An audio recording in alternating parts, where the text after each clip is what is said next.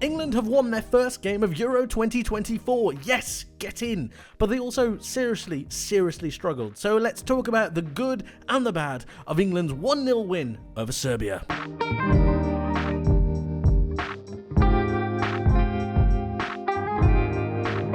Let's start out with the positives, and of course England have won the game 1-0. They've managed to keep a clean sheet, which is fantastic, and in fact, on that clean sheet, I think it's really important to note the impact that Mark Gahey had. I'll be the first one to admit that I didn't think that him starting for England was the correct move. I thought that there were other players that could have been taken to Euro 2024, and I'm happy to say that I was incorrect. In fact, when we take a look at some of his statistics, I actually thought he did a really good job. 96% pass completion, and for a side like England who want to be on the front foot, who want to be dominating the ball, he was really good. But he also stood up to the physical presence that Serbia put towards him, and really, I thought he was really impressive. More impressive than John Stones, I would say, who I thought struggled in the game a couple of times, being spun a couple of moments, and I thought that Gahey really did stand out as one of England's better players on the night. Let's talk about the goal, and this was the period of the game that England were really on top. Kyle Walker picks up the ball here, and he's going to look for a run from Bukayo Saka, who makes it just behind the Serbia left wing back, Kostic. He drops it through and then plays that pass perfectly through the lines, and that's what you want from some of your really talented players on the ball. Also runs off the ball, making sure that they're able to occupy this space right here. Really well worked, really well organised. We're going to see that they have a number of different chances to be able to play the pass afterwards. Saka runs in behind, great weight of pass as well from Kyle Walker, and it gets a fortunate deflection from Kostic right here. As he's trying to make that block, it gets passed over, and I want to focus on Jude Bellingham right here because he does a fantastic job of making that run into the box, being brave and making sure that he's able to occupy and not just rest on his laurels, but take that space, be aggressive, be positive towards the play, making sure that he's always aware and alert to any kind of situation that's there. And it's his momentum that drives him into the ball that gives him the opportunity to get a header ahead of the defender who's going to be trying to block him and stop that pass. It's brilliantly worked, brilliantly taken, a great header, and it fires into the goal. And England did a great job of managing to create this situation, but also Jude Bellingham to be able to finally take that header. It needs to be said that I thought England were absolutely fantastic for around about 30 minutes. After that, it gets a little bit sticky, and that's where some of the problems start to come in. Let's talk about one thing that really didn't work for the entirety of the match, and I've got to say it was this entire left flank. I know Luke Shaw is injured, I know he can't play, I'm well aware of this, but Kieran Trippier just doesn't look comfortable out on that left-hand side at left back, and more to the point, Phil Foden is a shadow of himself. To the point where I'm not actually convinced that him playing is a good idea. Now, I know I'm going to get a lot of stick for that, but I don't think that he's playing anywhere near as good as he should be to be making a starting place for England. I think someone else should be there. If Foden is not going to pick up his game, it's a massive issue. But let's talk about why that's a massive issue. Foden out here on the left-hand side is obviously not where he wants to be. He wants to be in the centre where Bellingham is, but due to Bellingham's goal and due to his numerous amount of defensive contributions, I don't think Foden is going to go into the centre of the pitch anyway.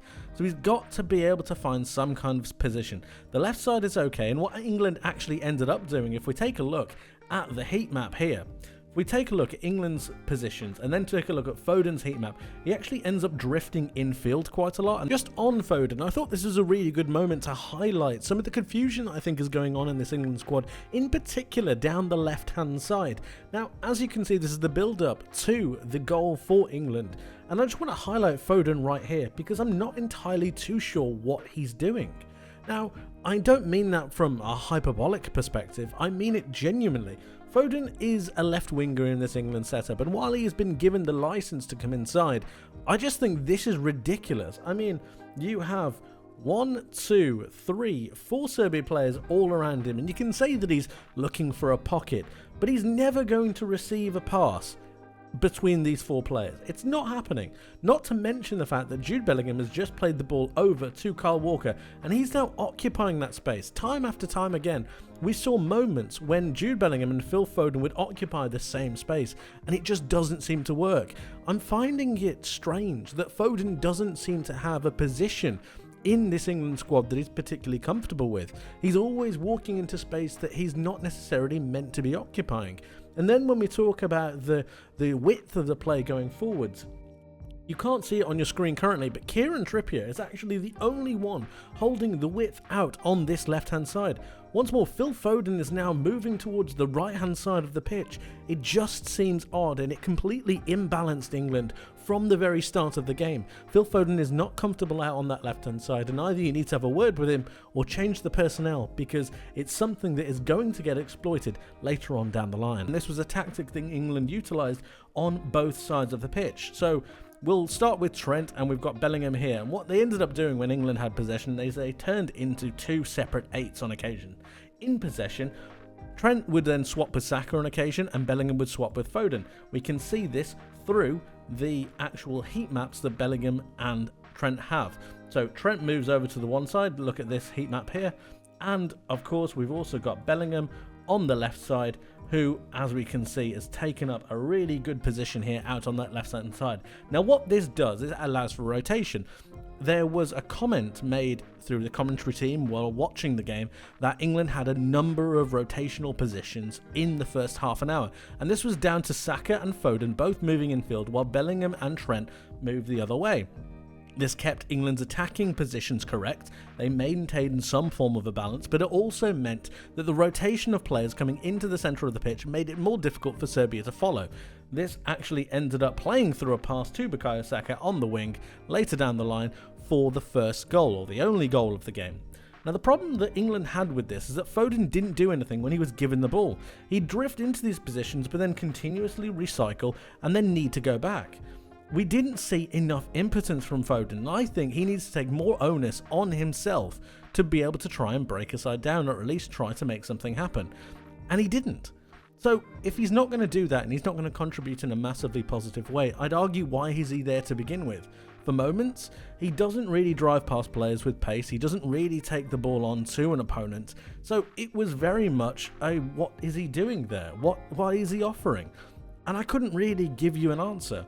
At halftime, I called for Anthony Gordon to come on instead of Foden, or to really shift up the midfield, because I didn't think that the left side was offering anything, and that was down to Foden not having any kind of impact on the game. An experiment that was taken in the game was Trent Alexander-Arnold coming into midfield, and I've got to say that I don't really think it worked. The balance between him and Rice just seemed a little bit off, and really the reason for him being in midfield is to emphasise some of his attributes. I'm talking about the long range passing from right to left. I'm talking about him being able to move into these pockets of space to be able to pass the ball to Harry Kane or cross the ball to Harry Kane on a number of occasions. But time after time again, it seemed like this happened and really struggled.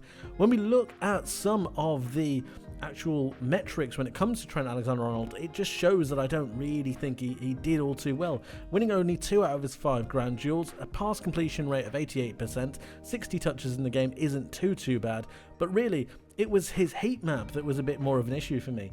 He managed to get into these positions a couple of times, but still crossing not really too good. And then we can see that he actually didn't complete a cross. Actually, he played 3 crosses in the entirety of the match, and really from that tactic as well, I didn't think that was a correct idea to do anyway. Serbia had 3 really strong, powerful centre-backs that were ready to deal with any kind of aerial threat that England posed. I understand that Jude Bellingham managed to get his head onto an aerial ball that came from Bukayo Saka, but that was deflected, it wasn't really read properly, and it was a bit fortuitous that England managed to get that. Trent didn't manage to complete a proper attacking pass in a number of occasions. He managed to play it through Walker, which is fine, which led to the goal, but I didn't think that it really worked. It didn't suit England, and it didn't suit Trent for me. And then we talk about the defensive aspect. I didn't think that he managed to drop deep enough when he needed to. I didn't think that he was a rotator of possession. His scanning wasn't really there, and that led to a lot of pressure being put on by the Serbian players. And it meant that Trent just wasn't an option through midfield, and when you're a team like England that need to have the ball, that need to maintain possession to be able to flow the ball upwards, England really had a massive problem in finding both Declan Rice and Trent, which meant they had to go further.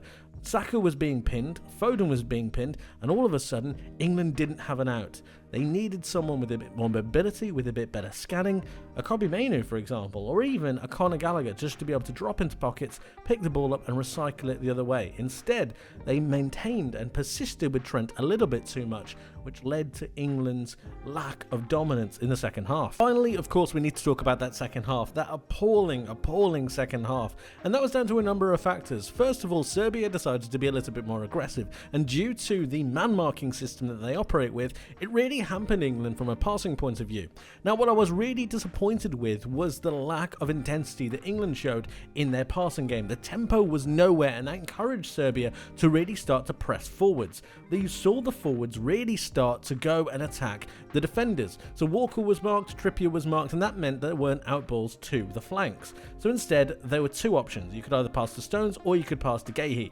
Apart from that, Trent was marked, Rice was marked, and Bellingham was marked. So you needed them to be a little bit more forward thinking. Bellingham can't always drop deep to then recycle the ball backwards. And this is where I wanted to see a little bit more from Trent Alexander-Arnold.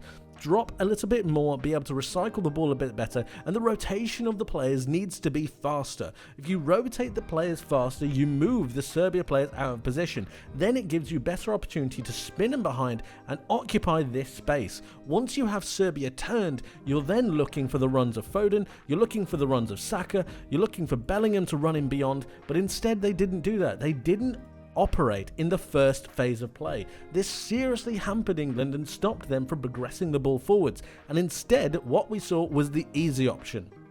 What we saw was Jordan Pickford continuously trying to hit Harry Kane. Now this meant that there was a 50-50 scenario that Kane could win the ball. If he didn't win the ball, it would recycle back to the Serbia players and the pressure would continue down England's flanks. Now they didn't exactly defend the flanks all too well, but when they did attempt to defend it, they managed to recycle the ball back, bring it back, and it just happened time after time again. Pickford would then get the ball back, whether it would be from a goal kick, whether it be from some kind of defensive header. The centre-backs wouldn't do enough on the ball, and in the end, it just ended up coming straight back to Serbia. What I want to see more from England when they're in the ascendancy, when they're a goal ahead, is be a little bit more dominant. I want my central midfielders to be able to come looking for the ball, and if that's not Trent, that's okay. You can bring on a Gallagher, you can bring on a Mainoo, you can bring even on an Adam Morton, somebody to be able to take the ball, somebody to be able to recycle possession, move the ball, move themselves a little bit more, scan a little bit better. We know that Declan Rice is not a Rodri. We know that he's not going to be able to ping the passes like Toni Kroos does. That's okay. But what you need aside from that is for the ability for a central midfielder or somebody to drop back and be able to recycle the ball for England to be able to get back up the pitch. They failed to do this and they seriously struggled against Serbia. They inevitably, in the end, managed to get it over the line. But against a better side with better possession and better utilisation of the footballs, especially from an attacking scenario, I think Serbia would have definitely scored, or I think a better opposition would have scored. England needs to do so much better in possession when they're under pressure, and that means playing through the lines, playing through the thirds, and you cannot tell me that all these players don't know how to do it. He plays for Man City, Crystal Palace, so you could give him a pass, I suppose. He plays for Newcastle, Arsenal, Liverpool, Real Madrid. All of these players know how to play through a press. They've been taught it, they understand it. So they need to start doing it for England, and it's about taking the real responsibility, taking that really away from the opposition and making sure it's your own. They need to do that a lot better into the second game, because if they don't, they're going to really struggle. But of course, guys, let me know how you saw the game. What did you think of the match, and what did you think of the individual performances? Let me know your thoughts in the comment section below, and how do you think England are going to do in the rest of the group stage? Thank you ever so much for watching. I hope you enjoyed, hope you learned something new, and hope to see you in the next one. But until then, my friends, take care.